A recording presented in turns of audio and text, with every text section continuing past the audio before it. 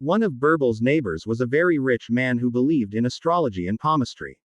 It was his habit to call in wandering palmists and astrologers. If they said something that pleased him, he would reward them generously.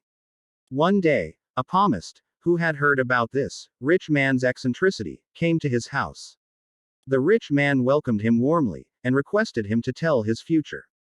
The palmist examined his palm very closely, and said, "Before you die, someone very dear to you will die." The rich man flew into a fury when he heard this, and drove the palmist out of the house. Greatly distressed, the palmist went to Birble's house, and described to that wise man what had happened at the rich man's house. He added, "Sir, it is impossible for me to tell a lie. Whatever the consequences, I have to tell the truth." Burble replied, "You must always tell the truth, but you must tell it in a way that pleases the listener." Then Burble whispered something in his ear, and sent him away.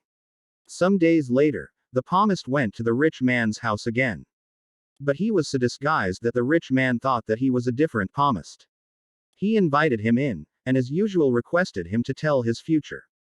The palmist pretended to examine his palm, and then said, "Sir, you are a very fortunate man. You will live a long and happy life. Some of your dear ones also will live long and happy lives, but you will live much longer, and you will be much happier." The rich man was immensely pleased. He did not realize that the palmist had said exactly what the previous, as he thought palmist had said, though in different words.